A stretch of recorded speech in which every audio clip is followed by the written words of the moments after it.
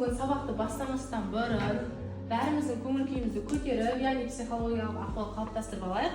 Біз яғни сыныптағы ең ақылды, ең жомарт деген сияқты әдіс арқылы осында кубиктен қазір сендер ішінде карточкалар болады. Сол карточкадан мысалы ең тапқыр оқушы ол деген түсуі мүмкін Аружан саған.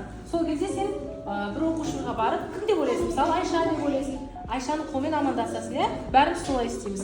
Қанекей, ала ғой көзайым. Ең өнерлі оқушы ол. Біздің сыныпта ең өнерлі оқушы кім деп ойлайсың өзің? Ең өнерлі оқушы.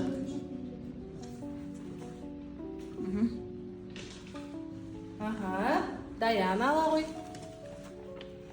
Ең тапқыр оқушы. Ең тапқыр оқушы бізде кім? Қанекей кім болады екен бізде? Ең тапқыр оқушы.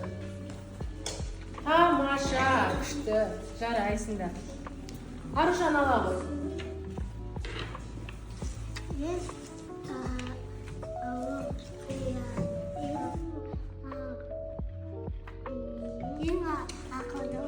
Ең ақылды оқушы кім бізде? Өзің кім деп ойлайсың? Ең ақылды оқушы біздің сыныпта. Адина, жарайсыңдар, күшті. Аниса ала ғой. Ала не?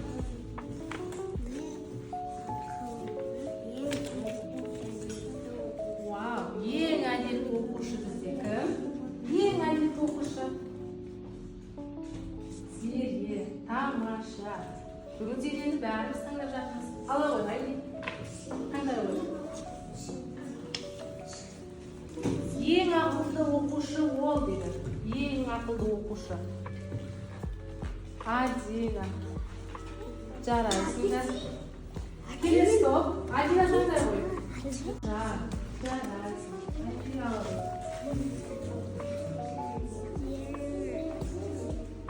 Ең жүйрік оқушы ол дейді. Ең жүйрік оқушы біздің сыныпта. Бүкіл тапсырманы жылдам шығаратын бірінші тәртіпті жүйрік кім бізде? Кім деп ойлайсың өзің? Барып амандаса ғой соның жанына. Боламыз.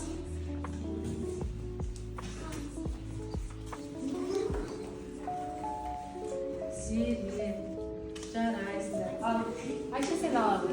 Деді екен көрейік. Ең ақылды оқушы дейді. Вау, күшті. Ең жақсы оқушы кім бізде?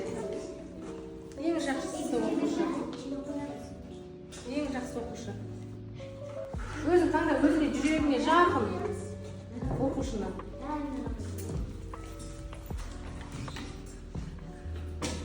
Көзайым екен бізде ең жақсы оқушы. Жарайсыңдар, отырамыз. Біз топқа бөлініп алайық ал ендеше. Біз бұл жерде түрлі түсті ұшақтар арқылы топқа бөлінеміз. Мына менің қолымда тұрған қорап, иә?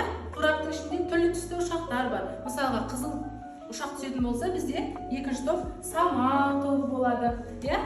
Ал қанекей бастайық оқушылар. Көзімізді жұмамыз. Көзімізді жұмып, ішінен бір түсті таңдаймыз.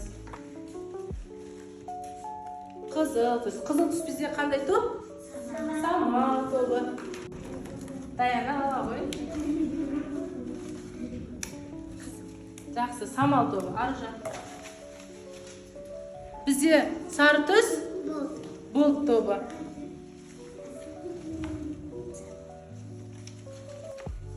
Ақ түсте бізде қандай? Жел тобы. Яғни бірінші топ болады. Адина аламыз. Көзіміз жұмамыз. Ішінен бір ұшақты таңдаймыз. Көзіміз жұмамыз. Қызыл түс. Қызыл түс бізде самал тобы. Айша, көзіміз жұмамыз. Көзіміз жұмамыз. Ішінен аламыз. Жақсы. Бізде сары түс. Бұлт тобы. Ханшайым. Сары түс бізде бұлт тобы. Жарайсыңдар оқушылар. Ал енді топқа бөлінейік. Орнымыздан тұрамыз да қазір. Қызыл түстер самал тобына келеміз. Қызыл ұшақтылар самал тобына келеміз. Иә, ақ ұшақ түскенде жел тобына отырамыз да, сары ұшақтарлар бұлт тобына келеміз. Ал қанекей оқушылар отырайық. денсаулығымыз өзгере бастайды. Сосын ауа жұта алмай қаламыз, жөтел болады бізде. Жауабын көрейік, басамыз. Тыныс алу аурулары тудырады. Тамаша, дұрыс. Кел, кім шығады бізде тағы? Кел, Даяна. Даяна бола ғой. Даяна бізде қай санды таңдаймыз? 14 саны. Ауаның негізгі құрамдас бөлігі қай газ дейді? Су? Тексерейік. Азот екен. Ештеңе қылмайды. Бізде тағы да тапсырмалар бар. Кім шығады бізде келесі? Кел, Аружан шыға ғой. Қай сан таңдаймыз, Аружан? 7. Бізде 7-де қанша балл бересің? Мына жерден таңдай ғой. 5 балл бізде қосылды. Кел, Айша. Оттектің азаюы жануға қалай әсер етеді дейді? Оттектің азаюы жануға қалай әсер етеді? Оттектің азаюы жануға қалай әсер етеді? Жақсы. Жану процесі үшін қандай газ қажет дейді? Ауа? Ауа қажет. Жауабын тексерейік. Бізде оттек керек. Келесі бізде кім шығады? Қай санды таңдайды екен біздің Ханшайым? Ормандарды не үшін қорғау керек дейді? Ормандарды біз не үшін қорғауымыз керек? Қалай ойлайсың? Ормандарды біз не үшін қорғауымыз керек? Ормандарда не бар? Мысалы, Ханшайым? Ағаштар бар, дұрыс па? Ағаштар бізге таза ауа беріп тұрады, иә? Енді ормандарды не үшін қорғауымыз керек екен? Аймере кел. Шыға бер, Аймере кел. Баса ғой. Ауаның газдар қоспасынан тұратынын дәлелдеген ғалым дейді. Ойыншықты баса ғой. Ауа таза зат па, қоспа ма дейді. Қалай ойлайсың? Таза ауа дейді. Жақсы жауабын тексерейік. Қоспа екен. Өкінішке орай. Жақсы оқушылар, бүгінгі сабаққа жақсы дайындалған екенсіңдер, иә? Бүгін біз жаңа тақырыпты білу үшін болжам әдісін қолданайық. Қараңдаршы оқушылар маған. Мен қазір не істеп тұрмын? Біз бірінші жаңа не істедік? Ауамен дем алдық, иә? Деген кезде біз ауаны шығардық. Бұл жерде біз ауа көріп тұрмыз ба? Жоқ. Ал оқушылар. Мұндашы мен қазір бұлай істеймін. Біз бұнда ауа көріп тұрмыз ба? Жетпеген жерде. Жоқ. Мұнда тұрған заттардың өзінде бізде ауа бар ма? Жоқ. Біз ауаны ұстай аламыз ба? Жоқ. Мысалы, қараңдар, менде қолымда шар бар, иә? Сол шарды үрледім. Оны үрлегеннен кейін мен жібердім. Бізде қандай қорытынды шықты? Шарды үрлейміз, иә? Шарды үрлеген кезде, сосын оның жерін қайттан жіберген кезде бізде шар не істейді? Ауасын шығарып ұшып кетеді, иә? Ал оқушылар, бізде қандай тақырып екен? Ауаның қасиеттері тақырыбы, иә? Бізде ауаның қандай қасиеттері бар тақырыбын өтетін боламыз. Бізде оқушылар, ауаның қасиеттерін бірге қайталайықшы. Жоқ, сезімді, көрінбейді, салқын, жылы, дәмсіз, иіссіз. Бізде қанша қасиеті бар екен? 8 қасиеті бар екен, жақсы оқушылар. Ал ендеше біз ауаның қасиеттері туралы видеороликті тамашалайық.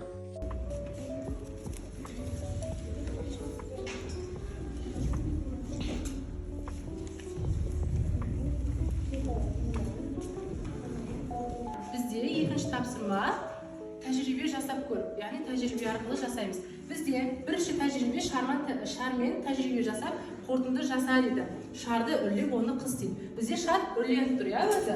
Не байқап тұрмыз шардың ішінде? Шар не істеп тұр? Шарда ауа толып тұр, иә? Мен қараңдаршы, енді бір жаққа қыстым. Не пайда болды?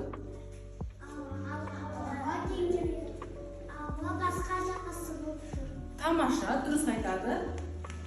Бізде ауа сумен сығылады. Ауа бізде көрініп тұр ма? Жоқ. Ал жақсы оқушылар. Бізде екінші тәжірибемізде стаканмен тәжірибе жасаймыз. Бұл жерде бізде стакан керек. Стакандағы су ыдысы керек. Үшінші тәжірибе бізде жылы жерге қою. Стаканды біз мұнда су қойып, ішіне тұрған сумен қоямыз. Стакан немен толтырылған, ауа жылу өткізеді ма? Соны біз анықтайтын боламыз бірге. Сертификатын бірге жасаймыз. Мұнда тұрған қазір қимылдарды бірге қайталайтын боламыз.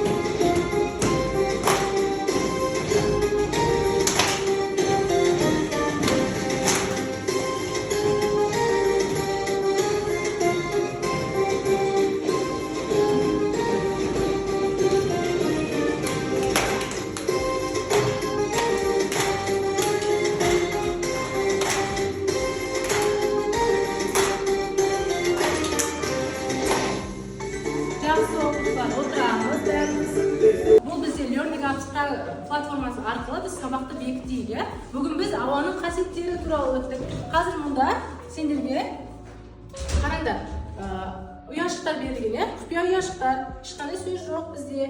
Үстін басқан кезде бізде сөздер шығады, мысалы көрінбейді, қозғалғанда сығылады, таралуы деген бүгін біздің тақырыпқа байланысты. Мысалы, ауа бізде сығылады деген таңдаймыз да. Бізде ауа сығылады кезде біз оны сеземіз деген сөйлем шығады. Келесінде ұяшықтарды солай таңдап істейтін боламыз. Кел, Нұрия шығамын.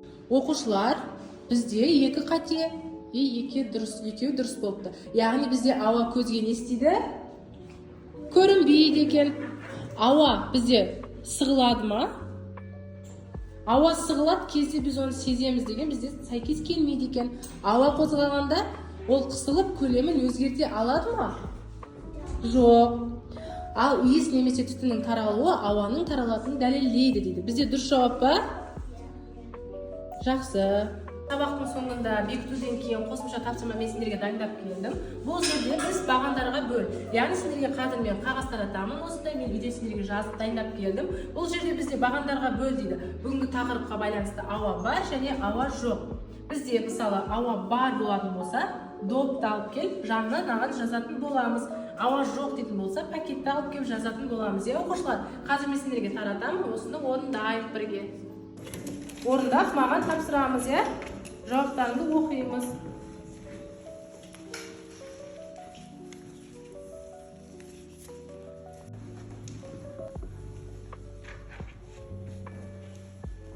Бар доп пакеті өрленген, бөтелке, ауа жоқ шар, тас, суға талы, бөтелке бос.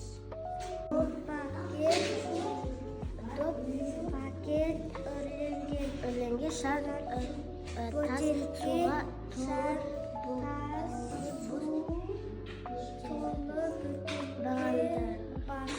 ауа бар ма, ауа жоқ. Өрленген шар, бос, бөтелке, ауа жоқ, тас, пакет, суға толы, бөтелке. Аяқталған болса, үйге үй тапсырмасын алып алайық. Үйге бізде ауаның құрамы және қасиеттері туралы жазып келу. Bunu gündeligimizge жазып alamыз. Keri байланыс, әуе шары әдісі арқылы мен сіздерге қазір карточкалар тарататын боламын. Сол карточкаларға бүгінгі сабақ маған қызық болды, сабақтың қай жері қызықты болды және жаңа мәліметтер білдім. Бүгінгі сабақта сіздер қандай жаңа мәліметтер білдіңдер, соны жазатын боласыңдар. Сұрақтарым болса, сұрақтарымды жазып, мұнда тұрған әуе шарларына алып келіп салатын боласыңдар, оқушылар. Сіздерге мына ақпарат таратамын, иә? Ақпараттың ішінде бүгінгі сабақта не қызық болды, қандай сұрақтарым бар, сабақтың қай жері қиын болды, сол туралы жазып, тақтада тұрған шар әдісіне, әуе шар әдісі арқылы соған барып саламыз, иә? Жазамыз, оқушылар, бастаймыз.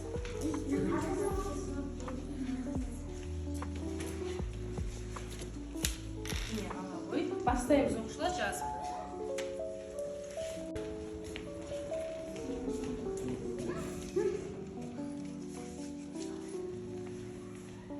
Тағы бізде кім болды? Кел, саламыз.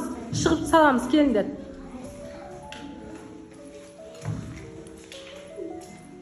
Бүгін сабақ маған қызық болды дейді. Жаңа мәліметтер білдім дейді. Тамаша.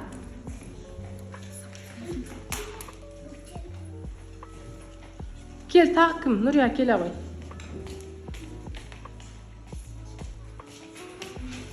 Сабақ маған қызық болды дейді. Жақсы. Зере, кел ағой.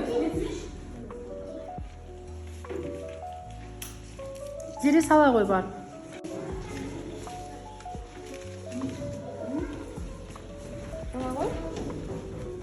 Байланысы жасап болған болса, бүгін бізде жаңа мәліметтерді білдім, сабақ маған қызық болды, сұрақтарым бар. Бізде бүгін сұрақтарым бар деген ешқандай оқушыда болған жоқ екен. Бізде сабақ маған қызық болды деген бізде көп әуе шары пайда болды. Мен бұны үйде енді оқушылар, үйде тексеріп, сендерді бағалайтын боламын. Бүгінгі сабақ сендерге ұнады ма? Сабақ ұнаған болса, қош сау болыңдар оқушылар.